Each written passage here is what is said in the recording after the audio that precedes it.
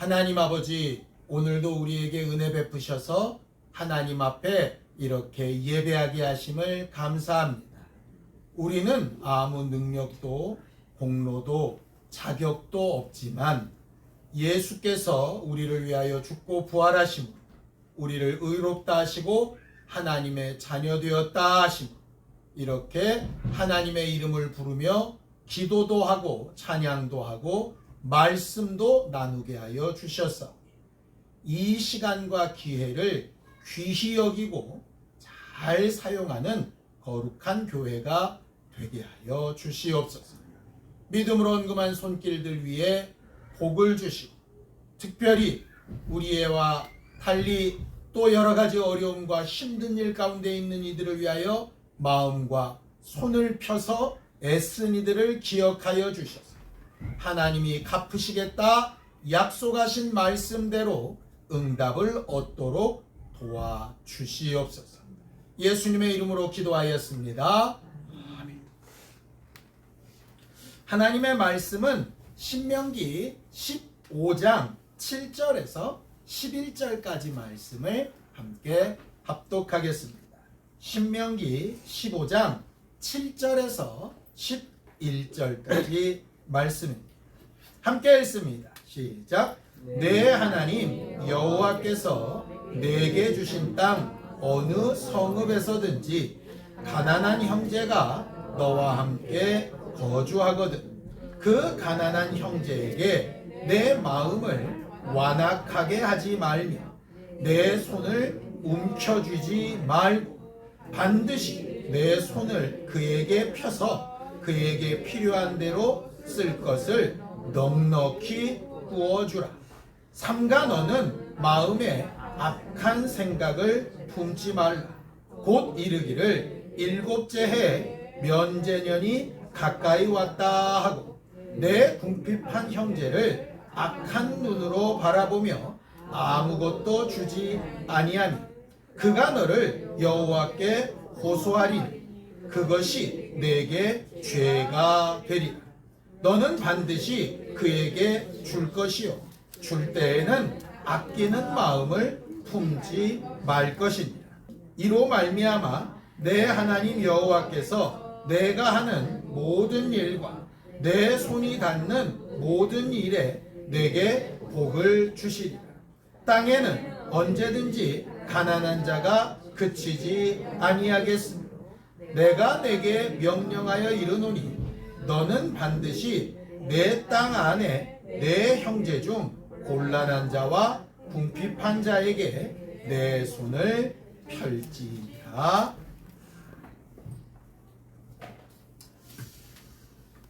우리는 살아가다 보면 일이나 환경이 굉장히 잘 풀리는 때도 있고 어쩔 때는 아주 굉장히 어려움과 아픔을 겪을 때가 있습니다.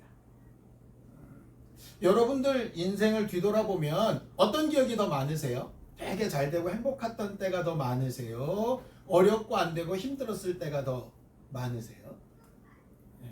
사람마다 다 다르시겠죠.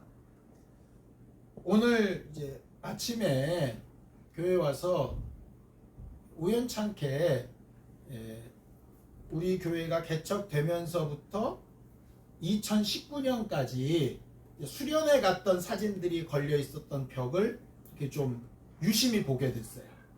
늘상 걸려 있는 건데 그냥 생각 없이 지나다가 오늘은 이상하게 거기 이렇게 마음이 뺏겨가지고 이렇게 봤어요. 그러고 봤더니 놀라운 사실 하나 발견했습니다. 첫 해 아주 조금이에요. 채 10명 정도 되는. 둘째 한 지금 우리 규모 정도 되는 한 20 몇 명 정도 되는. 셋째에 왕창 늘었더라고요. 저는 이렇게 차곡차곡 늘은 줄 알았는데 가만히 봤더니 첫째, 둘째 지내서 세 번째에 왕창 늘었어요. 그리고 넷째 그보다 조금, 다섯째 그보다 조금 이렇게 됐더라고요.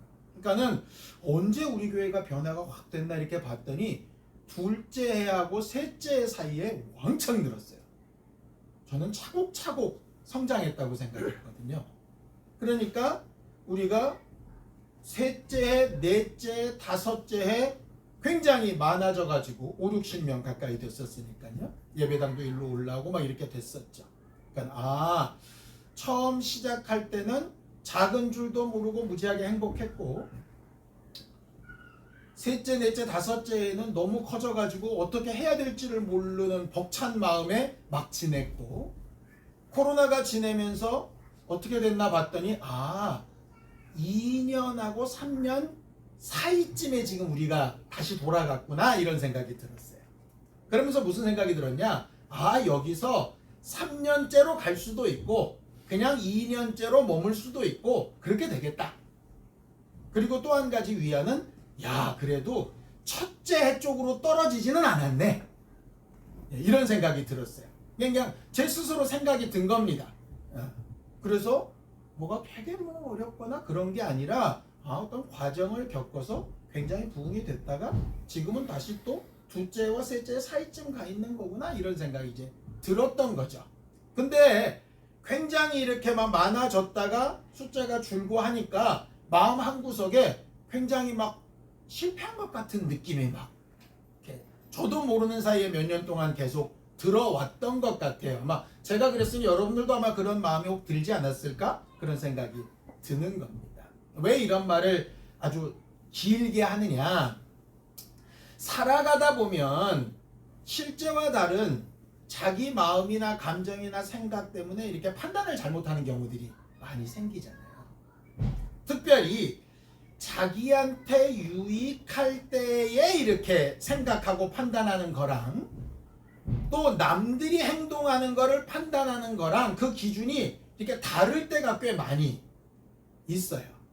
그러니까 사람이랑 이렇게 교제를 하거나 같이 이렇게 살다 보면 목사가 그런 마음을 가지면 안 좋은데 사람인지라 짜증나는 사람이 있거든요. 그러니까 어떤 사람이 이런 사람입니다. 자기가 할 때는 뭐든지 다 용납이 되다가 남이 하면 아주 칼같이 비판을 하는 사람이 있어요. 그런 사람들을 보면 계속 이제 말로는 못하지만 훅 올라와요. 너는, 이런 게 올라와요. 여러분들도 좀 그러시죠? 자기 한 일에 대해서는 뭐 변명이 되게 많아요. 근데 남들에 대해서는 이런 지하에 그냥 확 가. 그런 건 네 사정이고, 이러면서 막 이렇게 질책하고 막 핍박하는 사람들이 간혹 있거든요. 이걸 우리가 흔히 이제 내로남불이라고 그러죠. 우리가 굉장히 요새 많이 쓰는 말. 그 내로남불의 정반대말이 뭔지 아십니까? 사자성어입니다. 그 역지사지. 내 맘대로 내 판단을 하고 남들은 함부로 내 기준으로 하는 게 아니라 그의 입장을 생각해보고 나도 그 입장이라면 어떻게 될까를 입장을 바꿔보는 거. 예수께서도 말씀하신 황금률이라는 것이 있습니다. 그게 뭐죠? 남에게 대접을 받고자 하는 대로 어떻게 하라? 남을 먼저 대접해라. 이게 역지사지예요. 그러니까 예수께서 가르치신 지혜예요. 신앙생활의 지혜, 역지사지. 그런데 그게 예수님만 말씀하셨냐? 구약에도 말하고 있어요. 출애굽기 22장 21절입니다. 함께 읽죠. 시작. 너는 이방 나그네를 압제하지 말며 그들을 학대하지 말라. 너희도 애굽 땅에서 나그네였음이라. 그렇게 되어져 있습니다. 니들이 나그네였던 때를 생각을 해서 다른 나그네들을 함부로 대하지 말라. 우리나라 속담에 이 비슷한 얘기 있죠. 개구리가 언제적 생각해야 된다고요? 올챙이적 생각해야 된다.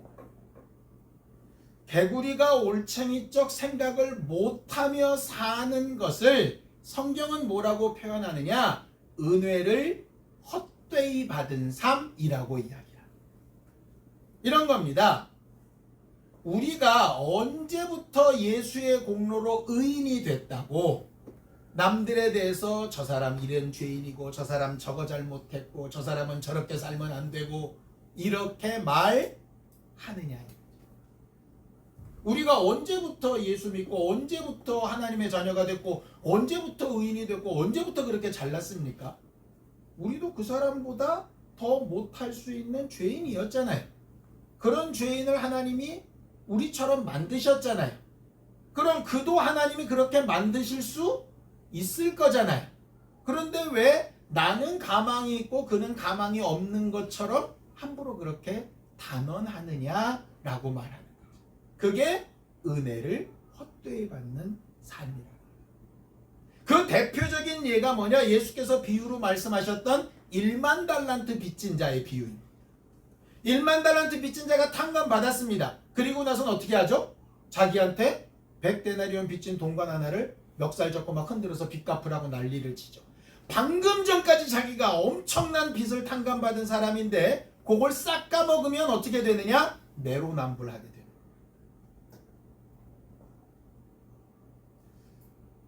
목사가 내로남불하면 말씀은 엄청나게 잘해놓고 자기의 삶은 엉망진창으로 살게 됩니다. 성도들도 마찬가지입니다. 아까 찬양 인도하신 송 집사님이 말한 것처럼 주 예수보다도 귀한 것은 없네. 찬양은 기가 막히게 했는데 실제의 삶은 전혀 안 그럴 수가 있게 되는 거예요. 그러면서 얘기하는 거죠. 사람이 어떻게 그렇게만 살아? 누구에 대해서? 자기에 대해서. 남들에 대해서 왜 저렇게밖에 못 살아? 이렇게 되는 거예요. 그게 현저하게 은혜를 잘못 받은 거예요. 우리는 은혜 위에 다시 시작되는 삶을 살아보자고 여기까지 왔는데 은혜 위에 다시 시작되는 사람 제대로 잘 살려면 딱 한 가지 방법밖에 없습니다. 역지사지예요. 입장을 바꿔놓고 생각하는 거예요. 자, 로마서 12장 2절입니다. 함께 읽습니다. 시작. 너희는 이 세대를 본받지 말고 오직 마음을 새롭게 함으로 변화를 받아 하나님의 선하시고 기뻐하시고 온전하신 뜻이 무엇인지 분별하도록 하라고 이렇게 되어져 있습니다. 우리의 의와 하나님의 의를 비교하면 어떤 게 나을까요? 뭐 말할 필요가 없겠죠. 우리가 알고 있는 기준과 하나님이 세우신 기준 중에 어떤 게 더 옳고 완전할까요? 하나님이시겠죠. 옳고 그름을 판단하고 선하고 악하고를 판단하는 기준에 우리보다 하나님의 기준이 훨씬 대단하십니다. 그런데 그 하나님이 그 완전하신 기준으로 우리를 함부로 재단하지 않고 우리의 입장에서 생각해 주셨어요. 연약하고 부족하고 모르고 원수한테 속았고 지금까지 배운 게 그것밖에 없으니 저들을 살릴 방법을 내가 찾아야 되겠다 해서 은혜 받게 된 거 아닙니까? 하나님이 우리의 사정 생각 안 해주시고 내가 세운 기준은 이거야. 여기 안 맞으면 다 죽어. 이렇게 하셨으면 아무도 이 자리에 있을 사람이 없습니다. 예수께서 아버지의 그 마음을 따라서 우리의 마음이나 사정이나 상황을 생각해 주지 않았으면 베드로는 3번 예수를 부인했을 때 벼락 맞아 죽었어야 됩니다. 그런데 누구보다도 우리의 사정을 알아주시고 우리처럼 생각해 주셔서 기회를 또 주시고 회개하여 돌이키게 하시고 또 너처럼 그렇게 실수할 사람들이 있을 테니 그 사람들도 좀 돕고 이렇게 하라고 마음을 열어주신 거잖아요. 결국 제대로 은혜 받은 사람은 누구냐? 상황을 바꿔놓고 생각하는 줄 아는 사람. 신앙생활 잘하는 법칙이 그거예요. 그러고 났더니 부부 생활을 잘하는 부부들은 대부분 어떠냐? 남편은 아내의 입장에서 생각할 줄 알고 아내는 남편의 입장에서 생각할 줄 아는 것. 예를 들어 이런 거죠. 하루 종일 남편이 바깥에서 시달리고 돈 벌다 왔으니 얼마나 피곤할까. 집에서는 쉬세요. 이렇게 생각해주면 남편이 굉장히 기분이 좋겠죠. 남편은 들어왔는데 하루 종일 애한테 시달리며 얼마나 힘들었냐. 내가 애를 볼 테니 너는 좀 쉬어라. 이러면 부인이 굉장히 행복하겠죠. 머리로는 다 아는데 실질적으로는 되게 어렵습니다. 왜냐? 누구 하나 먼저 해야 되거든요. 남편이 됐든 아내가 됐든 누구 하나가 먼저 나보다 당신이 훨씬 힘들겠다. 이래야 이게 일이 시작이 되는 거잖아요. 그리고 두 번째는 그렇게 많은 사람이 맞아. 네 말대로 내가 더 힘들어. 이렇게 되면 이제 문제가 심각해지고 아니야. 당신이 더 힘들지. 이렇게 돼야 되는 거잖아요. 근데 이게 안 되면 맨날 내가 더 힘들어. 내가 너 만나서 되는 게 하나도 없어. 너 만나고 내 인생이 쫑났어. 뭐 이렇게 되는 거예요. 그러면 부부 생활은 엉망진창 되는 거죠. 부부 생활이 잘하는 방법은 그것밖에 없습니다. 서로의 입장으로 생각해 보는 방법밖에 없어요. 사회생활도 마찬가지, 직장생활도 마찬가지. 부모가 자식의 입장에서 한번 생각해 보면 뭔가 대화의 물꼬가 되죠. 자식들이 부모의 입장에서 생각해 보면 좀 마음에 안 들고 좀 고집스러워 보여도 그럴 수도 있겠다 정도까지는 될 수 있어요. 100% 이해가 되지는 않아요. 왜? 우리가 하나님을 선하시고 온전하신 뜻을 100% 어떻게 이해합니까? 우리가 어떻게 이해해요? 못하죠. 못하는데 적어도 하나님이 뭔 뜻이 있으셔서 그러실 수 있겠다. 여기까지는 되는 거예요. 여기까지. 그걸 이해라고 부르죠. 신앙생활이든 부부생활이든 직장생활이든 그 이해가 되는 거예요. 예수께서 십자가상에서 말씀하시죠. 나의 하나님 나의 하나님 어찌하여 나를 버리시니 이렇게까지 나를 버리실 만큼 무엇의 가치가 있습니까? 그런데 아버지 입장에서 뭐 그러실 수도 있을 것 같습니다. 그러니까 예수께서 아버지의 입장을 이해하시니까 시야에 달려 6시간 동안 물과 피를 다 쏟으시면서도 죽으시는 거죠. 예수가 하신 역사가 결국 거기서부터 출발한 거예요. 그러니 예수 닮은 크리스찬이라는 우리도 결국 거기서 출발해야죠. 목사는 목회에 나갈 때 성도들이 이렇게 하면 너무 힘들고 어렵고 괴롭겠다. 이거는 정말 신앙적으로 옳지 않은 판단을 내릴 수도 있겠다 싶은 생각을 성도의 입장에서 할 수 있어야죠. 성도들은 반대로 목사가 정말 말씀 안에서 제대로 된 방향으로 가보려고 노력하는데 힘들고 어렵지만 목사는 저렇게 인도할 수밖에 없겠다 라고 이해하면 그 교회는 굉장히 좋은 상황으로 가게 될 거예요. 결과적으로 그걸 잘 훈련하는 게 신앙생활이에요. 내 고집이나 내 아픔이나 내 판단을 이야기하는 게 아니고 신앙생활하면서 하나님의 입장, 또 함께하는 사람들의 입장, 가정에서 또 가족들의 입장을 좀 반대로 생각해 볼 수 있는 지혜를 구하는 우리가 되었으면 참 좋겠습니다. 오늘 안식년 얘기를 하려고 하는데요. 그 입장을 바꿔서 생각해 보는 제도로 주신 것이 두 가지인데 하나는 안식년이고 하나는 신년입니다. 안식년이 뭐죠? 6년 동안 농사를 잘 짓다가 그 소출을 먹습니다. 그런데 7년째가 되면 뭐 하라는 얘기예요? 농사 짓지 말고 땅을 그대로 그냥 두라는 거예요. 그러면 이제 걱정이 생기죠. 뭐가 걱정이 생깁니까? 6년째까지는 추수한 걸 먹었는데 7년 때는 추수한 게 없으니까 못 먹을 거 아니겠어요? 추수할 것만 없나요? 8년째에 심을 것도 없겠죠. 문제가 심각해집니다. 그런데 하나님이 말씀하신 안식년을 지킨다는 의미는 뭐냐 하면 단지 땅 쉬어라, 1년 놀아라, 일하지 말아라 가 아니라 땅이 너를 살려주는 게 아니고 거기서 나오는 농산물이 너를 살려주는 게 아니고 땅이 있어도 하나님이 허락하시면 그 땅이 네 땅이 아니고 네가 아무리 농사를 지어도 하나님이 허락하지 않으면 추수를 하나도 할 수 없으니 너를 지켜줄 수 없는 땅이나 너를 지켜줄 수 없는 곡식을 의지하지 말고 최소한 7년째 한 해만큼은 하나님이 너희를 살려주시는 분이라고 좀 인정해라. 하나님을 기억해라 라고 하는 거예요. 우리는 안식일을 지키지 않지만 주일을 구별합니다. 왜 그렇습니까? 6일 동안은 내가 벌어먹어야 살지만 주일 하루는 하나님을 기억하며 하나님이 살리셔야 사는 삶이다 라고 하는 걸 기억하고 알라는 거예요. 제가요 어저께 이렇게 기사를 하나 봤는데요. 작년에 송도에 있는 아파트가 어마어마하게 올라서 16억까지 올라갔답니다. 지금 얼마인지 아세요? 8억입니다. 절반으로 떨어졌어요. 물론 8억도 어마어마하게 비싸요. 근데 생각해봤어요. 16억에 산 사람은 지금쯤 어떨까? 마음과 생각이 돌아버릴 것 같아요. 16억을 현금 주고 산 사람은 그래도 괜찮아요.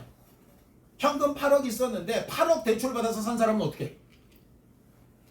대출금 고스란히 갚아야 되고 이자 갚아야 되는데 그러니 막 죽겠다고 막 나서는 거죠.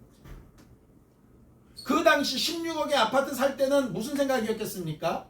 이건 더 오를 거고 더 오르면 이 아파트가 내 노후를 보장해 줄 거라고 믿었을 겁니다. 그렇죠? 아무도 그거 의심 안 했어요. 못 사는 게 바보라고 생각했던 때였습니다. 근데 7, 8개월도 안 지났어요. 반토막 났어요. 뭘 믿고 살 거예요? 물론 경제는 또 좋아질 겁니다. 오락내리락 할 거니까요. 그런데 내 영혼은 그런 식으로 맡길 수가 없는 거잖아요. 그냥 안식년, 쉬면 이런 건 그냥 날 지키고 쉬고 놀라는 얘기가 아니고 진짜 네가 누구 소유고 누구 때문에 살고 있는지를 좀 알라는 거예요. 그래서 단순히 너만 쉬는 게 아니라 네가 정말 하나님으로 사는지 안 사는지를 알게 하기 위해서 네가 가진 것조차도 내려놓으라고 말씀하시는 게 안식년이에요. 이게 쉽지 않습니다. 성경을 좀 볼까요? 신명기 15장 1절 2절입니다. 함께 읽습니다. 시작. 매 7년 끝에는 면제하라. 면제의 규례는 이러하니라. 그의 이웃에게 부어진 모든 채지는 그것을 면제하고 그의 이웃에게나 그 형제에게 독촉하지 말지니 이는 여호와를 위하여 면제를 선포하였습니다. 이게 무슨 얘기야? 이런 겁니다. 남한테 돈을 빌려주거나 땅을 빌려주거나 집을 빌려주거나 그랬을 때 7년째가 되면 어떻게 하라는 얘기예요? 없던 일로 치라는 거예요. 돈을 못 갚아도 그냥 없던 일로 치라는 거예요. 오늘 본문 읽어봤는데요. 이렇게 너희는 악한 생각을 품지 말아라. 그런데 이게 뭐냐 하면 이런 겁니다. 안식년이 내년이에요. 근데 올해 와가지고 돈을 빌려달래. 그럼 어떻게 되는 거예요? 얘는 1년만 버티면 빚 안 갚아도 되잖아. 그러니까 요거 봐라. 빚 안 갚으려고 이게 안식년 직전 연도에 돈을 빌리러 왔네. 이렇게 악한 생각을 하지 말라는 거예요. 혹 그 사람은 그런 의도로 왔을지라도 너는 그렇게 생각하지 말라는 거예요. 왜냐? 그렇게 해서 면제가 되면 손해 갔겠지만 손해난 부분만큼 누가 채우실 거냐? 하나님이 채우실 것을 경험할 수 있을 거라는 거죠. 이런 겁니다. 컵에 물이 가득 차 있으면 아무리 더 좋은 생수를 부어주려고 해도 부을 수가 없습니다. 그렇죠? 물이 자원에 좀 오염되어 있거나 탁하면 그 물을 버려버려야 그리고 깨끗이 씻어놔야 거기에 또 새물을 붓지 않겠어요? 그것처럼 안식년이 되면 네 권리를 좀 내려놓으라. 죽기만큼 싫겠지만 왜? 이거 들고 있어야 내가 살 것 같은데 그걸 내려놓으면 하나님이 살리시는 경험을 할 수 있을 거예요. 반대로 없는 사람은 그렇게 탕감이라도 받아야 안식년 지나고부터 다시 처음부터 시작이라도 할 수 있잖아. 이 얘기예요. 결국 같은 자리로 가라는 얘기입니다. 7년마다 같은 자리. 더 많이 가졌던 사람은 좀 내려오고 없었던 사람은 좀 올라와서 같은 시간에 같은 수준에서 좀 다시 시작해보라는 얘기예요. 그게 은혜로 다시 시작하는 삶이에요. 우리나라가 세계 어느 나라보다 빈부격차가 심하대요. 중산층이 없어졌대요. 왜냐? 경제개발이 되면서 조금씩 벌어지는 게 한 번도 다시 붙지 않고 20, 30년을 계속 벌어져서 온 거예요. 그러니까 처음에 각도가 0.1도만 벌어졌는데 이게 시간이 계속 가니까 점점 벌어져가지고요. 이게는 극과 극으로 바뀐 거예요. 이제는 밑에 사는 사람들이 절대로 위로 못 올라가고 위에 있는 사람들은 아무것도 안 하고 자식들한테 돈만 물려줘도 절대로 가난해질 수 없는 상황이 되어버렸어요. 성경은 그걸 막는 거예요. 그런 식으로 없어져 버리면 없는 사람들은 어떻게 되느냐? 절망하고 포기하고 막가파로 갑니다. 뭐 이래 죽으나 저래 죽으나 이렇게 됩니다. 많이 가진 사람은 아무것도 안 해도 계속 먹고 살 수 있어요. 그러니 그냥 좋은 게 계속 더 좋은 거죠. 그러니 그 체제를 절대로 변화시키려고 하는 거죠. 그런 것들이 역사상 계속될 때 뭐가 일어나는지 압니까? 혁명이 일어나거나 전쟁이 일어나거나 그렇게 됐어요. 저주를 하는 게 아니고요. 왜냐? 극과 극을 달리는 사람들이 뭉쳐 있으면 충돌이 안 날래야 안 날 수가 없어요. 그래서 리더들이 그 부분들을 조절해야 하는, 그게 국가거든요. 하나님께서 국가 제도를 만드시고 교회를 통해서든 어떤 다른 손길을 통해서든 그런 일들을 하게끔 계속 만들어 가시는 거예요. 그게 하나님이 기뻐하시는 일 중에 하나거든요. 안식년이 그런 의미입니다. 희년은 더 심해요. 자, 레위기 25장 54절에서 55절입니다. 함께 읽습니다. 시작. 그가 이같이 속량되지 못하면 희년에 이르러는 그와 그의 자녀가 자유하리니 이스라엘 자손은 나의 종들이 됩니다. 그들은 내가 애굽 땅에서 인도하여 낸 내 종이요 나는 너희의 하나님 여호와니라. 그렇게 되어 있습니다. 안식년이 지나고 하는 상황을 통해서도 도무지 회복이 안 돼서 남한테 팔려서 아예 종이 되어버렸다면 적어도 안식년에는 면제를 못 해줬더라도 50년이 되면 종을 다 풀어서 평등하게 다시 시작해라, 이 얘기예요. 이게 하나님의 법칙입니다. 문제는 이렇게 훌륭하고 좋은 제도를 만드셨음에도 불구하고 이게 계속 필요하다고 반복되고 강조하고 저처럼 설교하게 되는 일이 일어나는 거예요. 여러분 이렇게 해야 됩니다 라고 말하는 건 실상 그렇게 된다는 얘기입니까? 안 된다는 얘기입니까? 안 되니까 해야 된다고 얘기하는 거 아니겠어요? 애가 공부를 열심히 하고 있는데 공부해라 할 부모가 어디 있어요? 공부를 안 하니까 공부하라고 하는 거죠. 근데 왜 이렇게 안 지켜질까? 누가 봐도 하나님이 세우신 기준이나 사회 상황이나 여러 가지로 볼 때 이게 옳은 방법인데 왜 이게 안 지켜질까? 두 가지 때문에 안 지켜집니다. 첫 번째는 어느 누군가는 먼저 시작해야 된다 그랬죠. 아까 부부가. 누가 시작해야 되겠어요? 가진 사람이 먼저 시작을 해야 돼요. 왜냐? 없는 사람은 가진 사람 걸 도둑처럼 뺏는 거 이외에는 방법이 없으니까, 그건 불법이니까 있는 사람이 자기 걸 내놓는 게 먼저죠. 그런데 먼저 그걸 내놓는 사람이 안 내놓는 거예요. 왜? 이유는 딱 하나 때문입니다. 믿음이 없었어요. 이걸 내놓으면 그냥 손해볼 것 같아요. 내 살림도 지금 없는데 내가 지금 누구를 도와? 내 애도 지금 제대로 학원을 못 보내고 있는데 누구 어렵다고 내가 구제원금을 내? 그거 맞는 얘기잖아요. 그 돈 있으면 일단 우리 애부터 어떻게 해놓고 봐야지. 그거 인간적으로 맞는 얘기라니까요.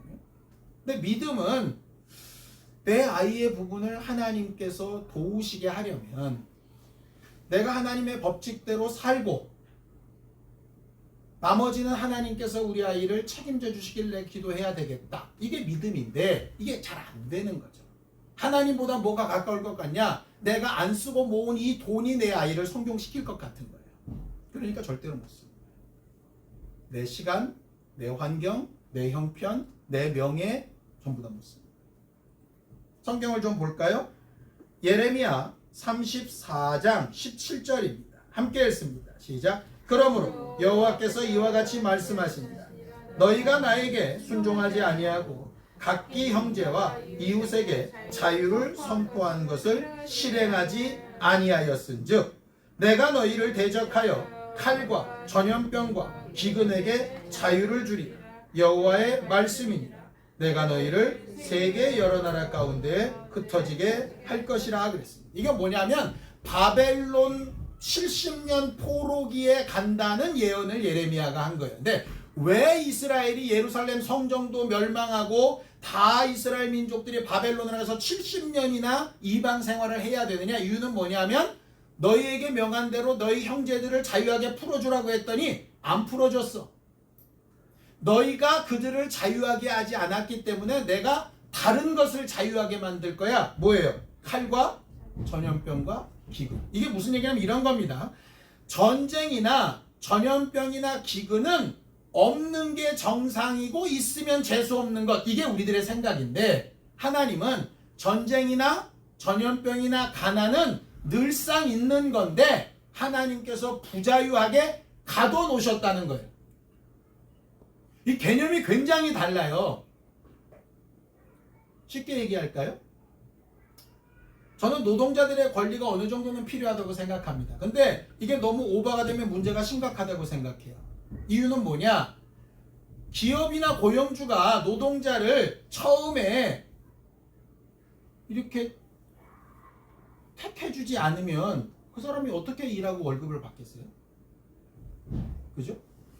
택해줬으니까 일도 할 수 있고 일을 했으니까 월급을 받는 거잖아요.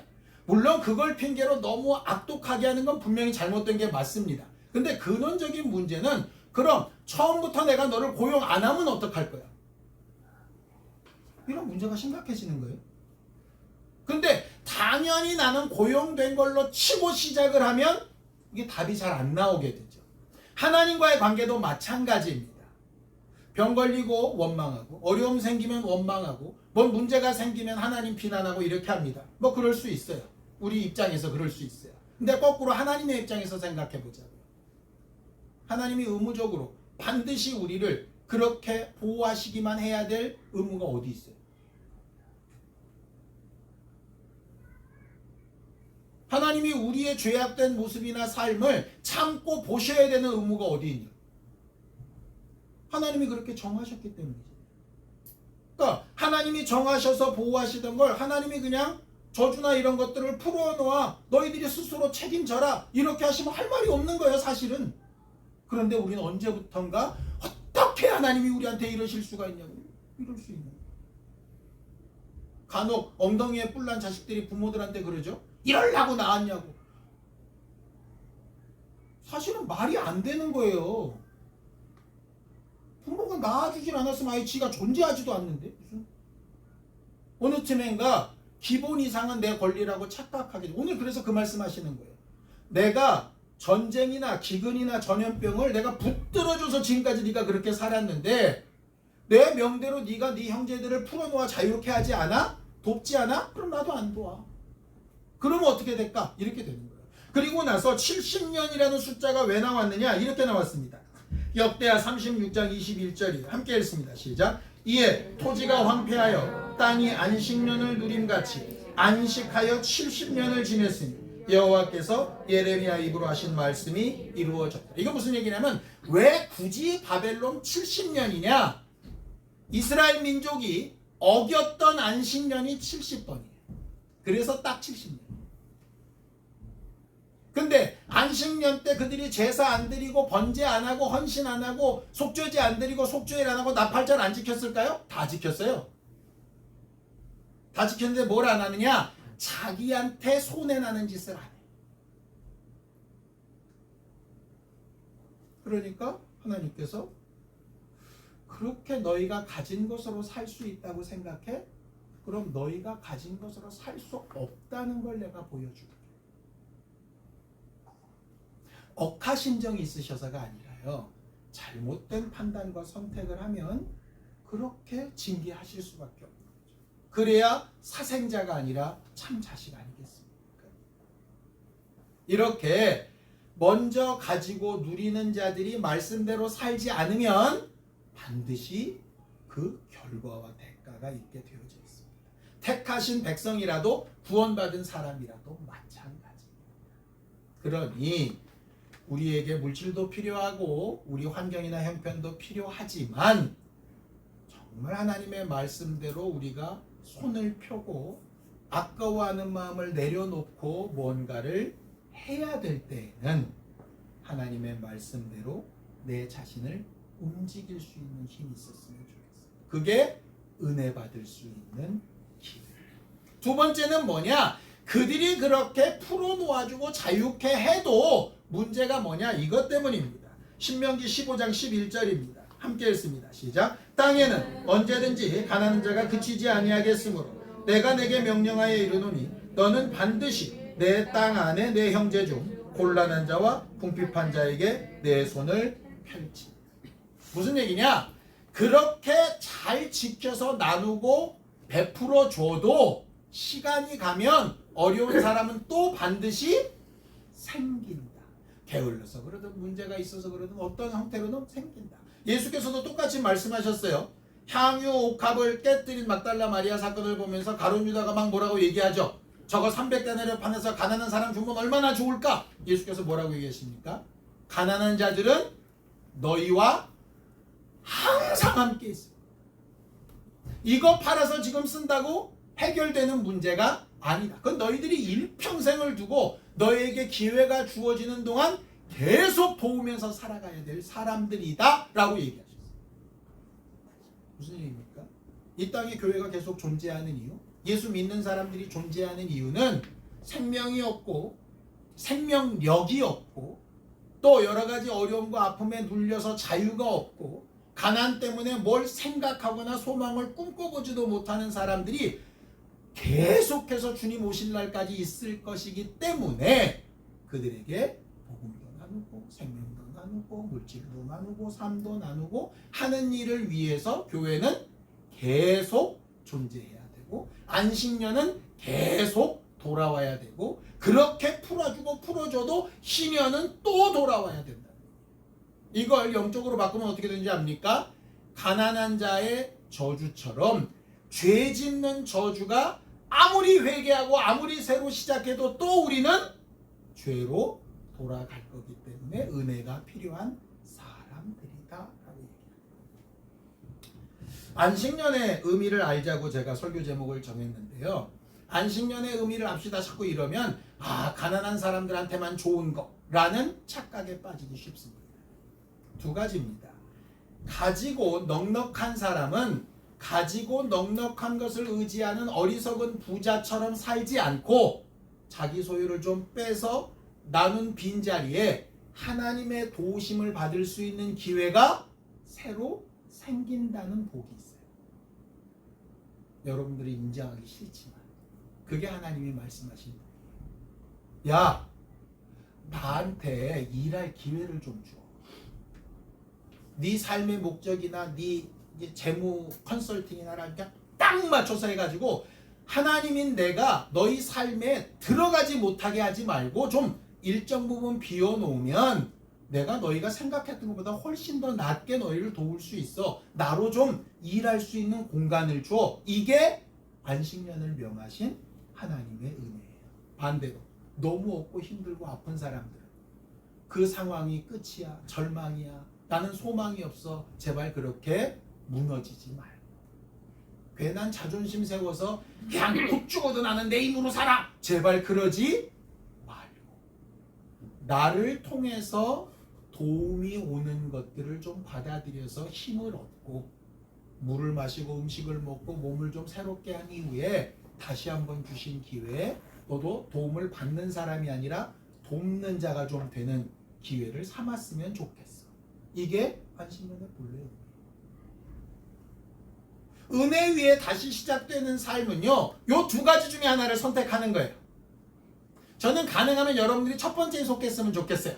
넉넉하고 부유하고 건강하고 남아 돌아서 그것을 다른 사람들한테 좀 많이 나눠주고 빈자리를 하나님이 채우실 수 있도록 은혜 받는 사람이었으면 좋겠어요. 정말. 그런데 혹 그렇지 않다고는 좀 어렵고 힘들고 답답하고 어떻게 살아야 될지 모르겠다면 두 번째 은혜라도 받아야죠. 주시는 도우심을 얻어서 새 힘을 얻고 다시 발을 디디고 일어나서 뭔가를 해보려고 하는 그런 은혜를 받아야 되지 않겠습니까? 자꾸 예수 믿는 거는 못 살고 괴롭고 저 바닥에 있고 소망 없는 그런 것들이나 믿는 거 제발 그렇게 생각하지 말고 뭔가 가지고 넉넉해도 우리는 은혜가 필요한 사람이고 그렇지 못한 사람은 당연히 더 은혜가 필요했어요. 우리에게 주신 은혜들을 잘 얻고 이왕이면 나누는 사람, 또 도움을 지금은 얻더라도 나중에는 나누어 도움을 줄 수 있는 사람이 될 수 있기를 예수님의 이름으로 축원합니다. 함께 기도하겠습니다. 하나님 아버지, 우리 모두를 도우시고 인도하셔서 하나님께서 우리 안에 이루시고 역사하시는 믿음의 일들을 꿈꾸며 살게 하여 주시고 하나님께서 우리에게 복 주실 것과 또 복 주신 것을 기억하며 하나님의 나라를 사모하는 믿음의 사람들이 다 되도록 우리 모두를 도우시고 역사하여 주시옵소서. 하나님 아버지, 우리를 도우셔서 은혜 위에 하나님이 일하시는 것을 보는 거룩하고 진실한 심령들이 되게 하여 주옵소서. 우리에게 주신 것들로 나누며 살리는 일을 잘 감당하고 그 빈자리를 하나님이 도우시는 은혜로 채워가는 사람들이 되게 하여 주시고, 우리가 할 수 없는 그것을 하나님께서 허락하신 도움으로 채우고 그것을 디딤돌 삼아 정상적인 하나님의 역사를 이루어내며 또 나누고 돕는 자가 되는 모습으로 성장해 갈 수 있는 우리 모두가 되도록 은혜 위에 은혜를 더하여 주시옵소서. 예수님의 이름으로 기도하였습니다. 이제는 우리 주 예수 그리스도의 은혜와 하나님 아버지의 극진하신 사랑과 성령님의 감동하시고 함께 하시는 분명한 증거가 안식년의 의미를 제대로 알고 하나님이 일하실 자리를 마련해 드리는 우리 모두 위에 이제로부터 영원까지 함께 있을지어다. 아멘.